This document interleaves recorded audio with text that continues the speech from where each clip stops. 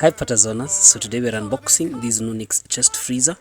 It's a BD-100Q 100 liters chest freezer. Okay, yeah, so it is going for only 24,995 Kenya shillings. It is deep actually, and as a 100 liter chest freezer, it looks really good. It can fit a lot of things. This is suitable for people when wanauza maziwa, yogurts, when unauza fish, nyama ya kuku, ama the normal meat for storage.